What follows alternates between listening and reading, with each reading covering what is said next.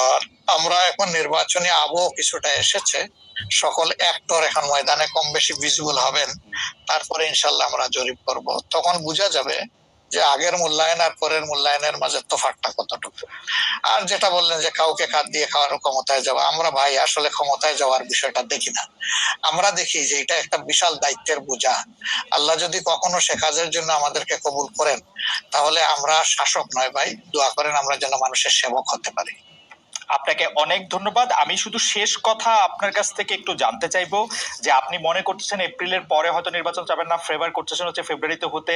আপনি কি আমাদের দর্শকদের উদ্দেশ্যে কিছু বলবেন, যাতে একটা নির্বাচনী বা গণতান্ত্রিক আবহাওয়ার মধ্যে যে যার মতো করে আসলে সৎভাবে তার নির্বাচনী ক্যান্ডিডেট বা তার পছন্দের মানুষ বাছাই করতে পারে এই প্রসঙ্গে? থ্যাংক ইউ আমাকে শেষ সুযোগ দেওয়ার জন্য। অবশ্যই প্রথমে আমি দর্শকদের উদ্দেশ্যে বলবো যে অনেক ত্যাগ এবং তিতিক্ষার বিনিময়ে আমাদের স্বাধীনতা পাওয়া, আমাদের 24-এর এই পরিবর্তন পাওয়া, এটাকে আমরা যেন সঠিকভাবে সম্মান করি, মূল্যায়ন করি, এবং দেশে একটা সুশাসন কায়েমের জন্য অবশ্যই পূর্ব শর্ত হচ্ছে একটা ভালো নির্বাচন, সুষ্ঠু নির্বাচন, গ্রহণযোগ্য নির্বাচন।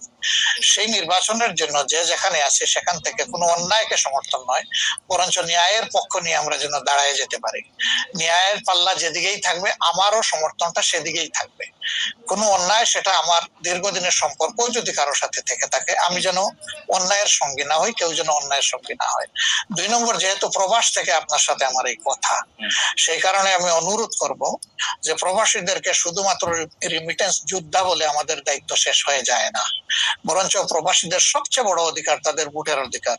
এটা নিশ্চিত করার জন্য আমি আহ্বান জানাবো প্রবাসের যে যেখানে আছেন সেখান থেকে আপনাদের সর্বাত্মক, যেখানে আন্দোলন সম্ভব আন্দোলন, যেখানে চেষ্টা সম্ভব চেষ্টা, আপনারা এটা করতে থাকুন। আমরা এই ব্যাপারে অত্যন্ত দৃঢ় প্রতিজ্ঞ যে এটা হওয়া উচিত। নির্বাচন কমিশন স্বীকার করেছে, সরকার স্বীকার করেছে, কিন্তু এখন পর্যন্ত দৃশ্যমান কোনো পদক্ষেপ নেওয়া হয়নি। আমরা উদ্বিগ্ন। আপনাদেরকেও এগিয়ে আসার জন্য আমি আহ্বান জানাবো, যারা বিশেষ করে প্রবাসে আছেন। ভোটের অধিকার ছাড়া অনেকগুলো বেসিক জিনিস আছে, আমি বারবার এগুলা বলেছি, সেগুলো আমাদের কনসার্ন, এবং আমরা কমিটেড। দেশ এবং বিদেশে যারাই আমাদের আছেন তাদের অধিকারের ব্যাপারে আমরা